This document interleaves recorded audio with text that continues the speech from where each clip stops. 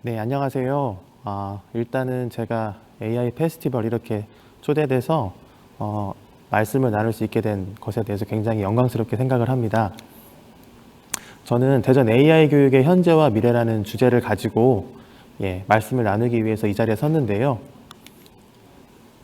네, 제가 지역 그 뉴스에 한번 나온 적이 있어요. 근데 여기에서 좀 재미있게 나온 적이 있었는데 그 뉴스 타이틀을 보니까 졸업까지 남교사 못 만나요 이렇게 나왔더라고요. 네, 대전 교육계가 조금 제가 대전에서 근무하고 있는데 대전 교육계가 조금 남녀 성비가 굉장히 불균형입니다. 그래서 어쩌면 초등학교 1학년 때 이제 입학을 해가지고 졸업할 때까지 한 번이라도 못 만날 수도 있는 초등학교 남자 교사입니다. 네, 제 이름은 김진관이라고 하고요. 대전교육정보원 대전 AI교육지원 체험센터에서 파견교사로 근무를 하고 있습니다. 저는 초등교사이기도 하고요. 싱어송라이터로도 활동을 하고 있습니다. 그리고 이제 AI 교육, 소프트웨어 교육, 그다음에 메이커 교육, 융합 교육 등에 굉장히 관심이 많이 있고요. 그다음에 또 블로그를 운영을 하고 있고 그날 배운 거, 그다음에 공부한 거, 느낀 것들 기록하는 것에 굉장히 관심이 많은 사람입니다. 제가 요새 즐겁게 보고 있는 프로그램이 있어요. 슈퍼밴드인데요. 여기서 이제 유희열이라고 하는 이제 음악가가 심사평을 해요. 근데 굉장히 어떤 밴드가 굉장히 잘했거든요. 잘했는데 뭔가 약간 2%, 3% 부족한 거예요. 그런 상황에서 지금 심사평을 이렇게 남겼습니다. 기성곡에서 어긋나는 게 하나도 없었다. 굉장히 유려하게 흘러가서 기시감이 들더라. 그래서 생각이 너무 중요한 것 같다. 우리말의 색깔을 고민하는 것이 밴드에 있어서 가장 중요한 지점이 아닐까요? 밴드 출신의 경험치가 모여서 오히려 그 전형성이 강화된 게 아닌가라는 생각을 합니다. 자, 이렇게 얘기를 한 것이었습니다. 저는 이 유희열의 멘트를 듣고 나서 이렇게 생각을 해봤어요. 이 밴드의 연주 대신에 AI 교육이라는 단어를 넣어서 한번 생각을 해봤습니다. 그래서 질문을 던져봤어요. 그 질문은 바로 이것이었습니다. 소프트웨어 교육의 전형성이 AI 교육에 미치는 영향이 무엇일까? 지금 AI 교육은 소프트웨어 교육의 시수를 빌려서 하고 있고요. 또 그 그늘 아래 있는 것이 현실입니다. 그래서 분명히 소프트웨어 교육의 전형성이 AI 교육에 미치는 영향이 분명히 있다고 저는 생각을 했었고요. 만약에 미치는 영향이 있다면 그것에서 탈피해서 색깔을 한번 입혀보는 게 중요하지 않을까라는 생각을 하게 되었습니다. 여기에서부터 AI 교육에 대한 저의 고민이 시작되고 출발되었습니다. 제가 오늘 말씀드릴 것은 크게 4가지인데요. 첫 번째는 AI 교육 과정에 대한 논의고요. 두 번째는 AI 교육을 위한 새로운 접근과 시도들입니다. 세 번째는 이 스토리와 융합이 있는 AI 교육에 대해서 소개를 간단히 드리겠고, 마지막으로 AI 교육을 위한 제언으로 마무리를 맺도록 하겠습니다. 자, 보통 우리가 삽질을 한다라고 이야기를 할 때는 의미 없는 노력, 의미 없어 보이는 노력, 이런 것들을 우리가 삽질이라고 이야기를 합니다. 자, 근데 여러분 어떻게 생각하시나요? 삽질은 과연 의미가 있을까요? 보통 2가지 의견으로 나눌 수 있는데 삽질을 해봐야 배우지 라는 의견이 있고요. 삽질 해봤는데 삽질하다가 끝나더라. 이렇게 이야기하는 사람들도 있습니다. 저는 이 2가지 의견이 다 맞는 이야기라고 생각이 듭니다. 저는 학창 시절에 천재도 아니었고 더더욱이 영재도 아니었습니다. 제 주변에는 수학을 포기한 친구들이 굉장히 많이 있었고요. 그렇다면 학창 시절에 왜 이렇게 수포자가 많이 생겼을까요? 저는 이렇게 생각해 봤습니다. 무한해 보이는 그 삽질의 과정들이 이 진입 장벽을 높이고 이 중도의 학습을 포기하게 하는 어떤 장애물로 작용하는 것이 아닐까. 그래서 만약에 그 장애물이 너무 턱이 높다면 턱을 좀 낮춰주고 아니면 그 장애물을 조금 이쪽으로 치워주는 그런 작업을 할 수 있지 않을까라는 생각을 해보았고요. 그래서 저는 교사로서 커리큘럼, 즉 교육과정에 대한 재고가 필요하다라는 생각에 다다르게 되었습니다. 자, 그래서 첫 번째로 AI 교육 과정에 대한 논의를 시작하도록 하겠습니다. 여기에서는 사교육도 아니고요. 공교육 방과 후 교육 활동도 아닙니다. 공교육 정규 교육 과정 안에서의 AI 교육 과정에 대한 논의를 시작하도록 하겠습니다. 보통 우리가 커리큘럼, 이제 교육 과정이라고 이야기를 하는데 쿠레레라는 어원을 가지고 있습니다. 말이 달리는 코스라는 뜻을 가지고 있는데요. 교육 과정은 한마디로 말씀드리면 교육기관에서 학습자가 배워야 된다고 생각되는 것들을 정한 교육 내용이자 학습 경험을 의미합니다. 교육 과정에는 크게 4가지 뼈대가 있습니다. 목표, 내용, 방법, 평가로 이루어져 있는데요. 어떤 사람을 길러내야 할까는 목표입니다. 무엇을 가르쳐야 되는지는 내용이고요. 어떻게 가르쳐야 될까는 방법입니다. 그리고 목표한 바를 잘 달성했는가와 관련된 것은 평가가 되겠습니다. 학생들에게 이 목표를 달성하기 위한 내용과 방법과 평가를 학생들에게 유의미한 경험으로 제공하는 것이 교육과정이 풀어내야 될 숙제라고 생각하시면 되겠습니다. 자, 여기에선 제가 특별히 크게 2가지 목표와 방법에 대해서만 포커스를 맞춰서 말씀을 드리도록 하겠습니다. 먼저 어떤 사람을 우리는 길러내야 될까요? 자, 시모 페퍼시라고 하는 구성주의의 굉장히 유명한 한 인물이 있습니다. 이 분은 러닝 바이 메이킹, 즉 만들면서 배운다라고 하는 것을 설파하신 분이고요. 자, 그 다음에 오른쪽에 있는 비고츠키라고 하는 사람은 한 사람의 그 언어와 또 사회적 상호작용이 어떤 한 사람의 성장을 촉진시킬 수 있다라고 주장한 사람입니다. 이 2 사람의 접점에는 thinking about thinking이라고 하는 것이 자리 잡고 있습니다. 즉 생각하는 방법을 이야기하는 것인데요. 이거를 다르게 이야기하면 우리는 사고력과 문제 해결력이라고 볼 수가 있습니다. 이때까지 교육학적인 어떤 접근에서 굉장히 다양한 문제 해결 패러다임들이 존재해 왔습니다. 자, 이러한 문제 해결 패러다임은 결국 시모 페퍼과 비고츠키가 공통으로 강조한 사고력과 문제 해결력을 신장하기 위한 패러다임이라고 볼 수가 있습니다. 자, 그렇다면 꼭 AI 교육이어야만 할까요? 사실 다른 교육으로도 사고력과 문제 해결력을 기를 수 있잖아요. 이렇게 질문할 수 있습니다. 결론부터 말씀드리면 AI는 지능정보사회의 필수 인프라입니다. 지금 우리가 쓰고 있는 인터넷과 같이 필수 인프라이기 때문에 AI 교육은 어떤 특정한 누군가를 위한 교육이 아니라 모두를 위한 기초 기본 소양 교육의 성격으로서 모든 사람에게 필요한 것이라고 볼 수 있습니다. 그래서 꼭 AI 교육이어야만 합니다라고 우리는 대답해 볼 수 있겠습니다. 하지만 문제 해결과 사고력의 관점에서 생각해 볼까요? 자, 다른 교육으로도 사고력과 문제 해결력은 신장할 수 있다고 말씀을 드렸습니다. 그러니까 AI 교육이어야만 된다라고 이야기할 수는 없는 것입니다. 자, 그러면 AI 교육의 포지션은 대체 어디에 있는 것일까요? 저는 이렇게 생각합니다. 문제 해결과 사고력을 기르기 위한 융합 교육으로서의 방향성으로 우리가 가야 되지 않을까라고 생각을 해보게 됩니다. 자, 그러면 우리는 어떻게 AI를 가르쳐야 할까요? 방법론적 관점에서 교육 연구자들은 굉장히 이 부분에 많은 고민들을 하고 있습니다. 지금 검은색 화면으로 보이시는 이 파이썬 코드가 보이실 텐데요. 인공지능, 그러니까 가위바위보를 이미지를 주고 가위바위보를 인식해서 분류 결과를 예측해내는 그 코드거든요. 어떻게 보면 굉장히 간단한 코드일 수 있지만 공교육, 정규교육 과정에서 학생들에게 이걸 쉽게 가르칠 수 있을까요?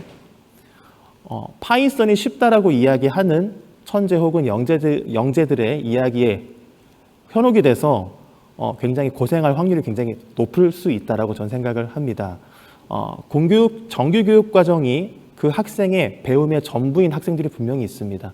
이 학생들에게 이런 코드를 짜는 것은 굉장히 어려운 일이라고 저는 생각을 합니다.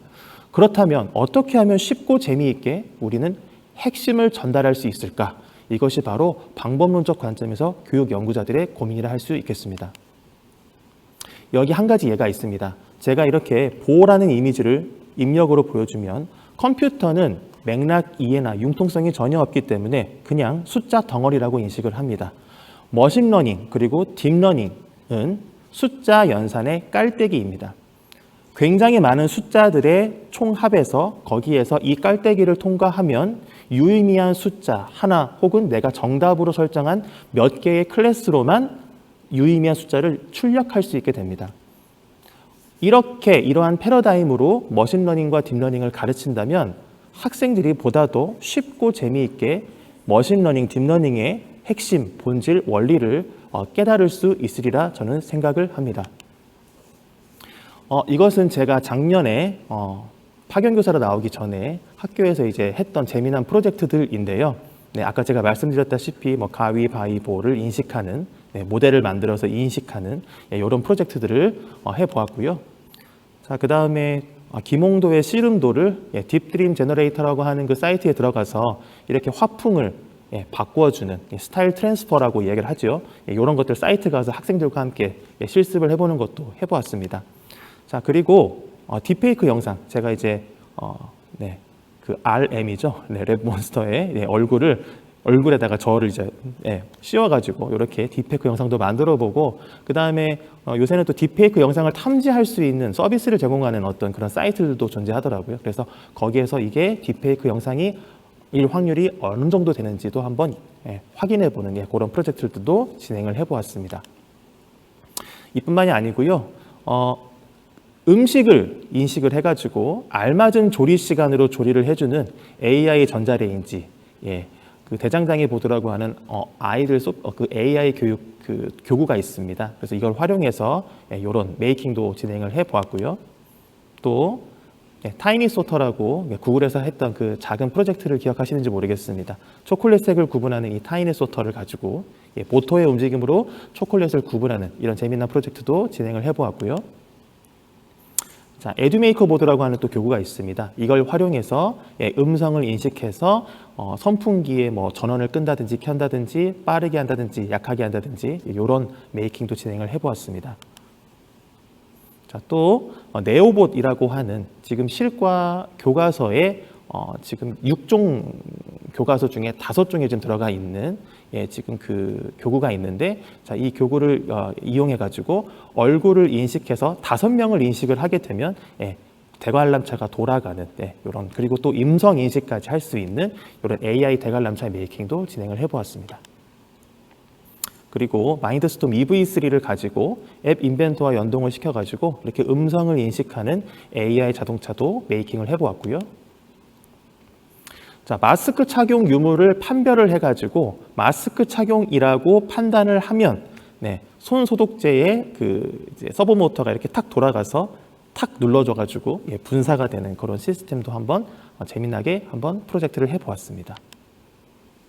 자, 그리고 어떤 노래가 나오면은 그 노래하는 부분만 추출해가지고 그 노래하는 그 볼륨의 크기에 따라서 모터가 이렇게 많이 움직이고 적게 움직이고 하는 것을 코딩해가지고 이렇게 립싱크하는 AI 로봇도 재밌게 만들어서 프로젝트를 진행해 보았습니다. 자, 근데 제가 여기서 한 가지 질문을 드리겠습니다. 이것이 과연 성공 사례일까요? 자, 저는 이 질문에 답을 하기 위해서 아래와 같은 질문을 스스로에게 해보았습니다. 과연 내가 가르친 이 내용으로, 이 방법으로 학생들한테 진정한 배움이 일어났는가? 저는 거기에 솔직하게 그렇다라고 대답할 수 없었습니다.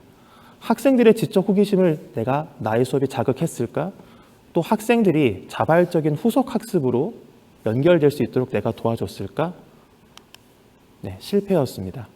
실패도 그냥 실패가 아니라 아주 처참한 실패였습니다. 속이 굉장히 많이 쓰렸습니다. 저는 융합교육을 할 때 중요한 한 가지를 항상 생각을 합니다. 창의적인 학생이 있는 것이 아니라 창의적인 상황으로 들어가는 학생이 있다고 저는 생각을 합니다. 그래서 교사가 아이들에게 창의적으로 생각해봐 라고 이야기를 해주지 말고 창의적인 상황을 제공해 주는 것이 중요하다고 저는 생각을 합니다.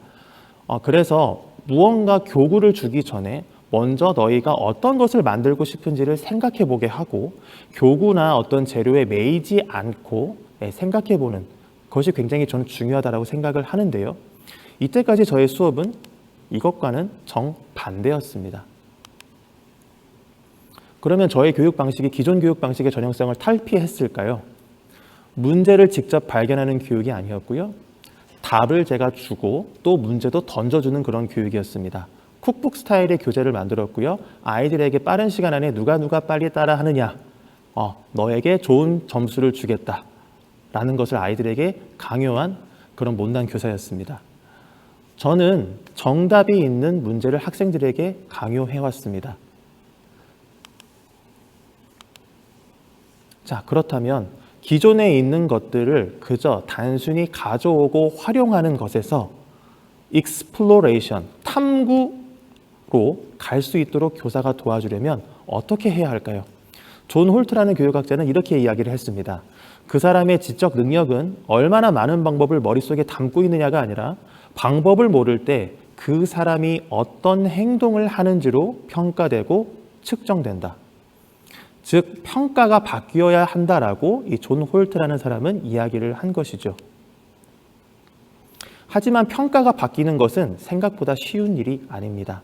그래서 저는 교수 학습 방법을 포함한 교육과정에 대한 재고가 필요하다는 생각을 하게 되었고 스토리가 가지고 있는 힘에 주목하게 되었습니다. 화면에서 보시는 바와 같이 이 화면은 도쿄올림픽의 개막식을 살린 픽토그램 라이브 쇼입니다. 1964년에 도쿄올림픽에서 처음 이 픽토그램이 사용되었다고 하는데요. 이 스토리를 기반으로 재미난 이 라이브 쇼를 기획을 한 것이죠. 저도 이제 올림픽을 기념으로 해가지고 이렇게 픽토그램 프로젝트를 한번 진행을 해보았는데요. 이 스토리가 가지고 있는 그 유래가 가진 그 스토리를 적극 활용해서 이 라이브 쇼로 기획을 한 것이고 대성공의 사례로 남게 되었습니다. 저는 이 2007년에 이 스티브 잡스가 나와서 이 맥북 에어를 선전하는 장면을 아직도 잊을 수가 없습니다. 맥북이 엄청나게 얇다라고 하는 것을 설명하는 방식이 너무나 저는 참신하고 기발했다고 생각합니다. 그냥 서류 봉투와 맥북을 비교해서 보여주는 것도 아니라 서류 봉투 안에 맥북을 집어넣어서 서류 봉투보다 더 얇은 맥북이다 라고 하는 것을 사람들의 머릿속에 꽂아 주었습니다. 이 힘은 어디에서 나왔느냐면 바로 스토리였습니다. 스토리는 가치를 부여하고 메시지를 사람들의 뇌에 꽂아줄 수 있는 힘이 있습니다. 요새 또 제가 좋아하는 드라마입니다. 슬기로운 의사생활인데요. 교육 내용에 이와 같이 가치를 부여해서요. 재미난 이야기 혹은 재미난 드라마, 재미난 영화로 바꿔서 아이들에게 제시해 준다면 과연 어떠한 일이 벌어질까? 저는 굉장히 이 지점이 궁금해지기 시작했습니다. 자, 그래서 두 번째입니다. 자, AI 교육을 위한 새로운 접근과 시도들이 이제 등장하게 되었는데요. 하나씩 소개를 해드리도록 하겠습니다. 많은 접근과 시도들이 있지만 저는 여기에서 크게 두 가지만 간략히 설명을 드리고자 합니다. 첫 번째는 융합배틀 노벨 엔지니어링 학습 방법에 대해서 설명을 드리고자 합니다. 아까 제가 말씀드렸지만 굉장히 많은 사고력과 문제 해결력을 신장하기 위한 다양한 패러다임이 존재해왔다고 말씀을 드렸습니다. 하지만 이 문제 해결 패러다임을 통해서 학생들의 사고력과 문제 해결력이 신장되었을까요? 생각보다 그렇지 못하다라고 답변을 할 수도 있을 것 같습니다. 왜냐하면 이 문제 해결 패러다임들이 하나의 독립된 형태로서 사고력과 문제 해결력을 신장하려고 노력했기 때문이라고 저는 생각합니다. 이 모든 패러다임을 아우를 수 있는 융합적인 모형이 필요하다라고 저는 생각을 했고요. 자, 이렇게 해야만 컴퓨팅 사고력과 문제 해결력을 신장할 수 있다고 보았습니다. 노벨 엔지니어링은 이 노벨과 엔지니어링이 더하여진 교수학습 방법인데 이 인문학적 접근과 공학적 접근 두 가지를 혼합시킨 융합 교수학습 모형이라고 보시면 되겠습니다. 미국의 터프스 대학교에서 로봇 교육을 하기 위한 방법으로 널리 쓰이고 있는 방법입니다. 자, 전체 과정을 한번 살펴보시면 처음에 문제를 교사가 주지 않고 학생들이 책에서 이야기의 어떤 등장인물이 처한 상황을 보면서 거기에서 문제를 학생들이 발견할 수 있도록 도와줍니다. 그 문제를 발견을 한 후에는 학생들이 문제를 하나를 좁혀서 인식을 하고 해결책을 제시합니다. 자, 이때 중요한 건 이 문제를 해결하기 위해서 공학적인 어떤 메이킹이 들어간다는 사실입니다. 창의적 산출물이 이 교수학습 과정에 나와야 된다라고 하는 것인데요. 이때 소프트웨어 교육뿐만 아니라 제가 아까 말씀드린 굉장히 다양한 문제 해결 패러다임들이 여기에 쓰일 수가 있습니다. AI 교육, 소프트웨어 교육, ICT 교육, 인문학, 이런 것들 등등 모든 어떤 문제 해결 패러다임들을 다 갖다 쓸 수 있는 것이죠. 자, 그래서 친구들 앞에 발표해보고 친구들이 피드백을 해준 것을 다시 디버깅하고 개선하는 과정들을 거칩니다. 자, 그리고 나서 보통 메이킹 수업은 여기서 끝이 나는데 여기서 끝이 아니라 마지막으로 한 번 더 인문학을 건드려 줍니다. 즉, 이야기를 재구성하게 합니다. 자, 이야기 재구성은 크게 두 가지 방법인데요. 후속 이야기를 더 꾸며서 한번 써보아라. 문제가 해결된 그 상황, 그 이후에 어떻게 이야기가 진행됐을지를 너희가 한번 상상해서 써보아라. 이런 방법이 하나 더 있고요. 아니면 등장인물에게 한번 편지를 써볼래. 이렇게 제시를 해서 편지를 쓰게 할 수 있도록 하는 것이 또 하나의 방법이 되겠습니다. 자, 두 번째 방법으로는 인공지능 스토리텔링 교육 방법이 있습니다. 미국에서 2019년도에 A Dog's Way Home이라는 드라마가 방영된 적이 있는데, 자, 이 드라마를 이용해서 우리는 스토리텔링의 효과를 극대화해서 아이들에게 AI 교육을 실시해 볼 수 있습니다. 이 개는 사연이 있습니다.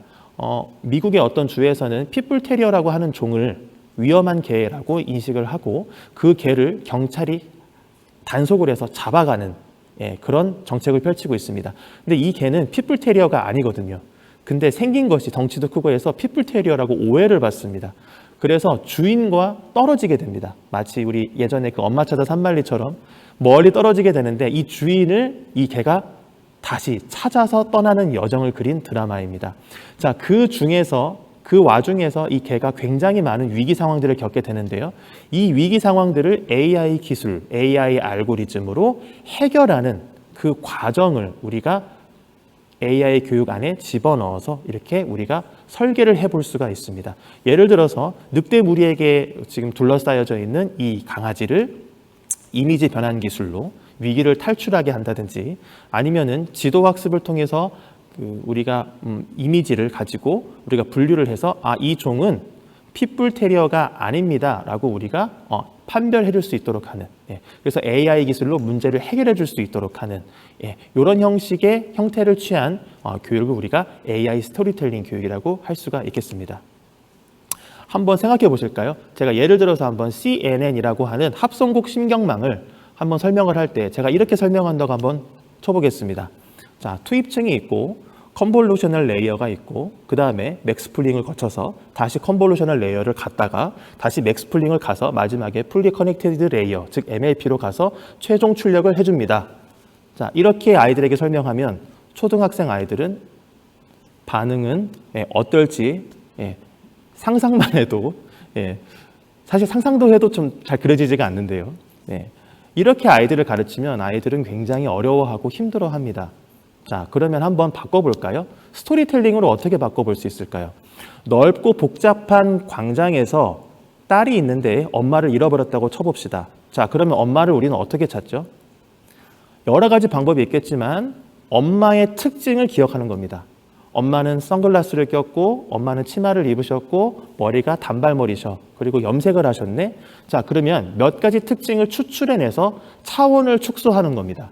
그래서 그 특징을 가진 몇몇 대상들만 쭉쭉 보다가 비슷한 대상이 있는데 한번 자세히 볼까 하고 전체 이미지를 떠올려 봤더니 엄마다 라고 찾는 이 과정. 이 과정. 이 스토리 안에 사실 CNN이라고 하는 것에 아주 알고리즘의 핵심인 특징 추출과 차원 축소가 녹아져 있는 것이죠. 이렇게 스토리를 가지고 CNN의 핵심 원리를 우리가 자연스럽게 이미지를 그리면서 자연스럽게 학생들에게 학습할 수 있게 도와줄 수 있는 것입니다. 저는 이 부분이 AI 스토리텔링 학습의 가장 큰 장점이라고 생각을 합니다. 자, 그렇다면 이 스토리와 융합이 있는 AI 교육 사례에 대해서 간단히 말씀을 드리도록 하겠습니다. 대전교육정보원에는 AI 창의적 체험교실 프로그램을 운영을 하고 있습니다. 자, 여기에서는 라온이의 과일가게 할머니 돕기 프로젝트를 운영을 하고 있습니다. 자, 이 라온이라고 하는 친구는 저희 대전교육정보원 대전 AI교육지원 체험센터의 마스코트 캐릭터입니다. 네, 이 친구는 그냥 존재하는 것이 아니라요. 학생들에게 항상 고민을 이야기를 하고 그 문제를 도와줘라고 학생들에게 도움을 부탁하는 그런 캐릭터라고 보시면 되겠습니다.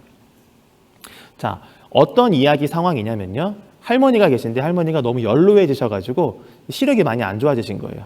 자, 근데 과일 가게를 운영을 하고 계신데 사과와 바나나와 포도를 구분해서 진열장에 잘 놓으셔야 되는데 눈이 너무 침침하셔서 이 세 가지 과일을 구분을 못 하시는 거예요.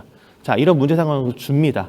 자, 근데 라온이가 할머니를 나는 도와드리고 싶은데 나는 어떻게 도와드릴 줄 모르겠어 라고 이렇게 상황을 던져주면 학생들은 이 상황에서 라온이를 어떻게 하면 도울 수 있을지를 아이디어를 내기 시작합니다. 그러면 교사는 그 수많은 아이디어 중에 사과와 바나나와 포도를 분류할 수 있는 능력을 라온이한테 주면 되겠네 라고 하는 그 아이디어를 선택을 해서 발문으로 좁혀주어서 그 문제를 우리가 한번 해결해 보자 라고 이렇게 좁혀갈 수 있는 것입니다.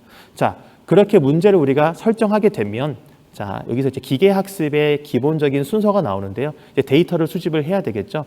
보통 우리는 여기에서 티처블 머신으로도 할 수 있지만 저희는 엔트리에서도 이런 기계학습이 간단하게 가능하기 때문에 엔트리 툴을 활용을 하였습니다. 자, 그래서 사과와 바나나와 포도 사진을 구글 이미지에서 다 다운로드를 받습니다. 자, 그리고 잘 나오지 않은 어떤 좀 수정이 필요한 것들은 이제 탐색해서 전처리하는 과정까지 간단하게 경험을 해볼 수 있도록 하고요. 자, 이 데이터를 가지고 AI 모델을 만들어 봅니다.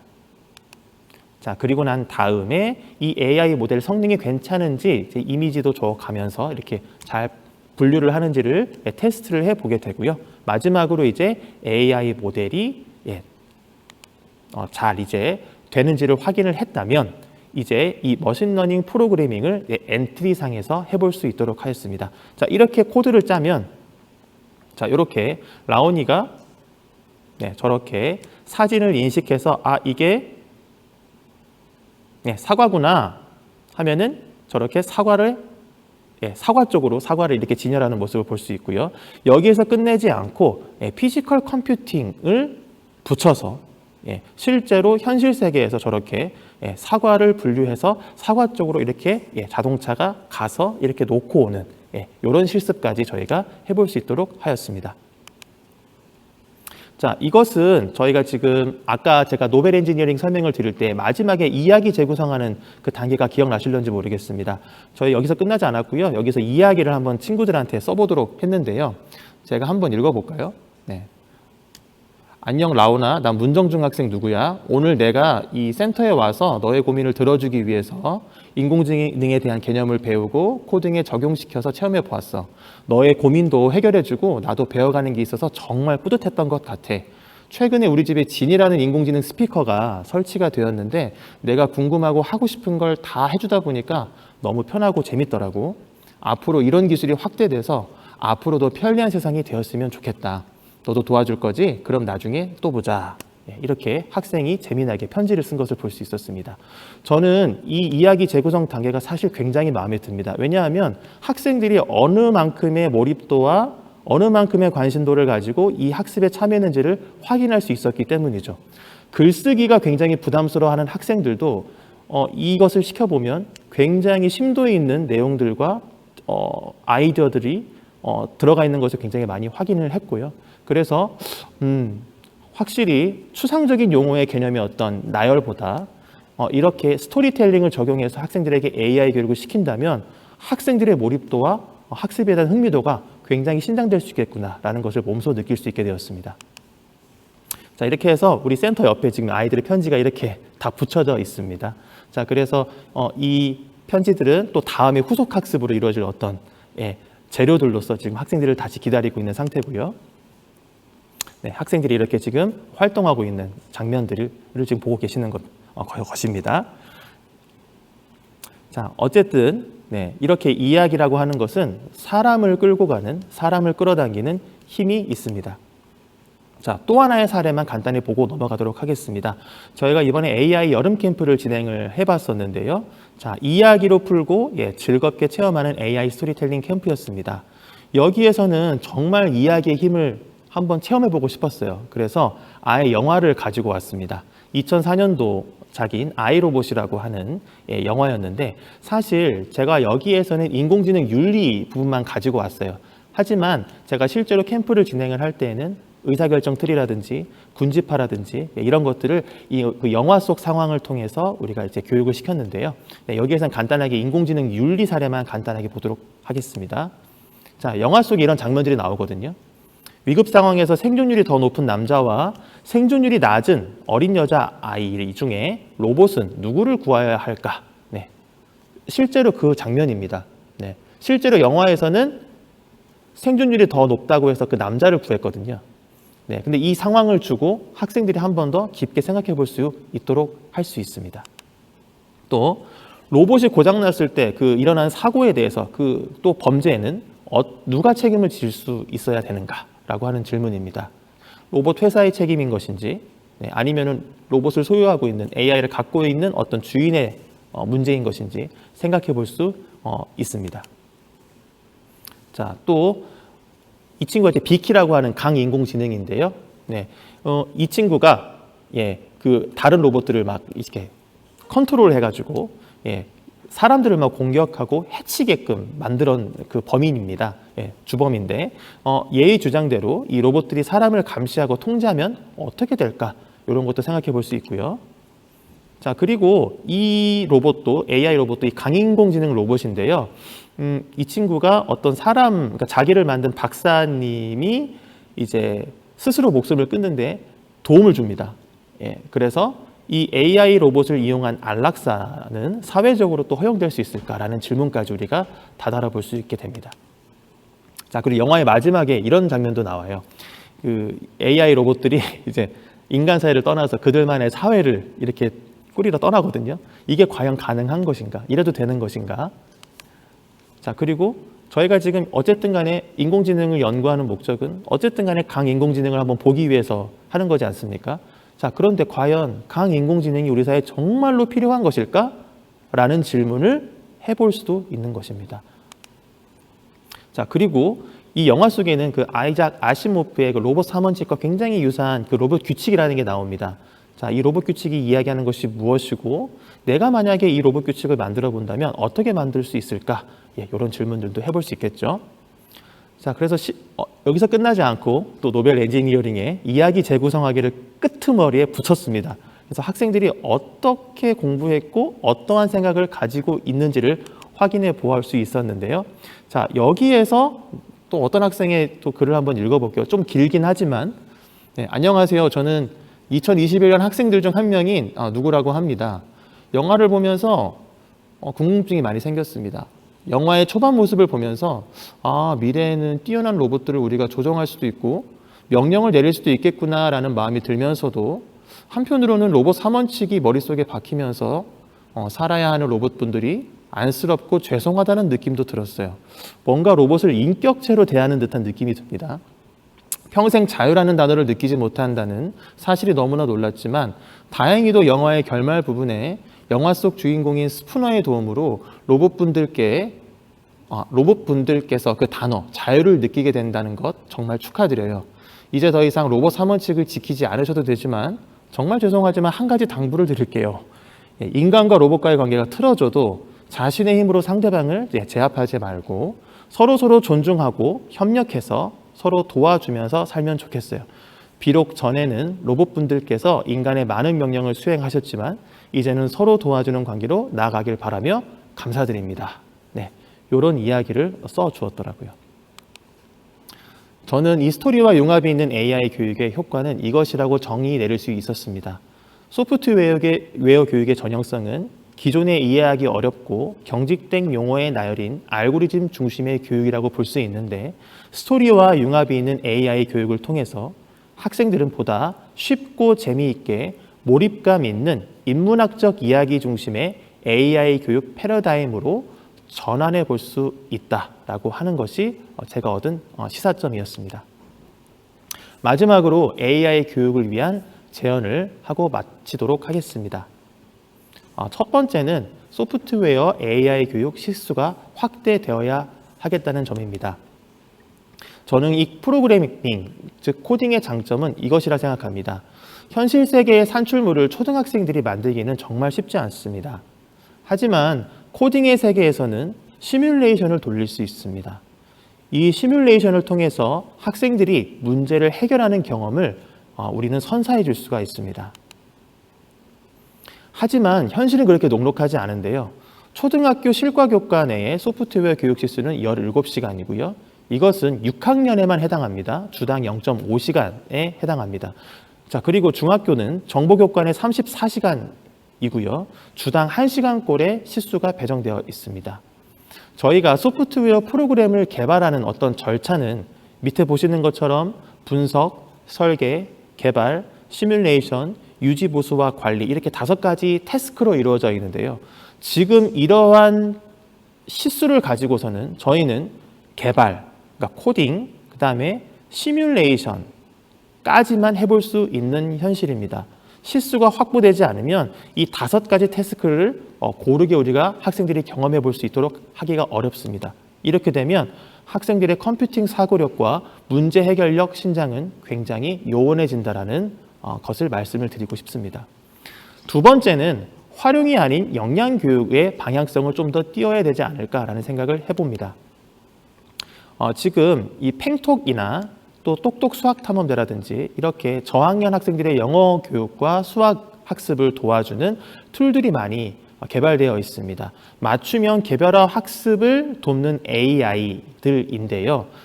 사실 AI 역량 교육보다는 맞춤형 개별 학습을 도와주는 인공지능에만 많이 초점이 맞춰져 있는 것이 사실입니다. 아이들이 보다 기계학습 그리고 딥러닝의 개념이나 원리를 쉽게 파악하고 적용해 볼 수 있는 AI 역량 교육으로서의 방향성이 조금 더 있어야 되지 않을까 생각해 봅니다. 세 번째로는 수업 방식의 변화입니다.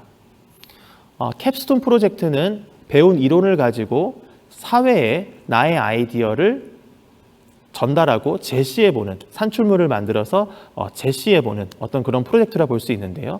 지금 보이시는 이 7가지의 태스크를 거치면서 이 프로젝트를 진행하게 됩니다. 자, 저는 이 7가지 태스크만 학창시절에 5번에서 10번 정도만 돌려보면 이 친구들은 사회에 나갔을 때 무서움이 없을 것 같아요. 네. 자, 그래서 우리는 이 3D 프린터라든지 아두이노라든지 그 다음에 레이저 커터기 같이 뚝딱뚝딱 뭔가를 만들 수 있는 어떤 여건들을 그리고 이런 것들을 해볼 수 있는 수업 방식들을 우리가 조금 더 많이 제공해 주어야 되지 않을까라는 생각을 해보게 됩니다. 왜냐하면 이 프로젝트는 자체만으로 의미 있는 배움이 되기 때문에 그렇습니다.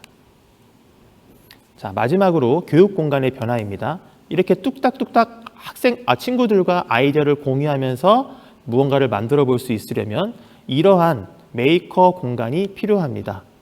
아직까지 일반 학생들이 접근할 수 있는 공간들이 많이 부족한 것이 현실입니다. 앞으로 더욱더 많은 이런 메이커 공간들이 많이 생겨나서 AI 교육을 마음껏 해볼 수 있는 여건들이 개선되었으면 좋겠습니다. 자, 변화를 위한 대전교육의 구별된 발걸음을 간단히 소개해드리고 마치도록 하겠습니다. 대전교육정보원에는 전국에서 최초로 AI 교육지원체험센터를 단독으로 개소하였습니다.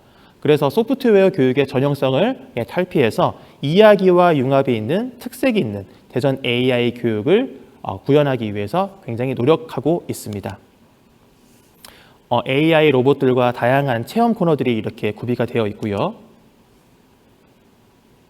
자, 그리고 학생들 교육활동 그리고 대덕특구와 연계한 다양한 학생체험 프로그램들이 지금 운영 중에 있습니다. 또한 교사들의 역량을 신장하기 위한 융합연수라든지 원데이 클래스라든지 굉장히 유명하신 어떤 강사님들을 모시고 역량 강화 연수도 이렇게 실시를 하고 있습니다. 자, 여기서 보시는 이 그림은 이제 흑인 노예들을 실어 나르던 검은 화물 선입니다. 자, 근데 요거를 가만 보시면 AI 기술의 관점에서 보면 AI는 이렇게 생각합니다. 어떻게 하면 이 큰 배에 흑인 노예를 많이 실을 수 있을까? 자, 이렇게 본다면 진정한 변화의 관점은 어떤 것일까요?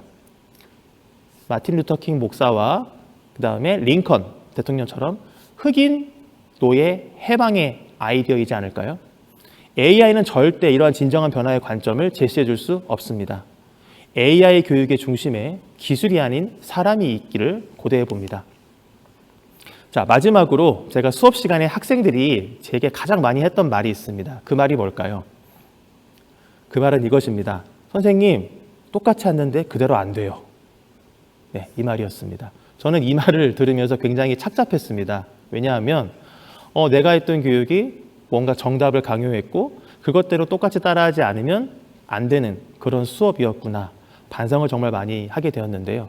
사실 인공지능이 잘하는 영역을 애써 우리는 그렇게 학생들한테 강요하고 그런 능력을 가지라고 요구한 것은 아니었는지 반성해 보게 됩니다. 앞으로 많이 듣고 싶은 말이 있습니다. 그 말은 선생님, 이거 뭐예요? 이거 어떻게 하는 거예요? 이거 이렇게 되려면 어떤 거를 더 알아볼 수 있을까요? 네. 제가 경험하는 또 제가 하게 되는 그런 수업 중간중간에 이러한 제가 많이 듣고 싶은 말들이 열매로서 잘 맺어져서 제가 그 수업을 하면서 굉장히 행복해하고 즐거워할 수 있었으면 좋겠습니다. 마지막으로 제가 정말 좋아하는 말씀을 드리고 마치도록 하겠습니다. 문제의 발견은 상상력과 인문학을 도구로, 문제 해결은 선을 넘는 융합과 메이킹으로, 융합과 메이킹은 모든 기술과 공학을 도구로, 학습의 가치 부여와 몰입은 스토리를 도구로. 이상으로 부족한 저의 발표를 끝까지 경청해 주셔서 감사드립니다. 고맙습니다.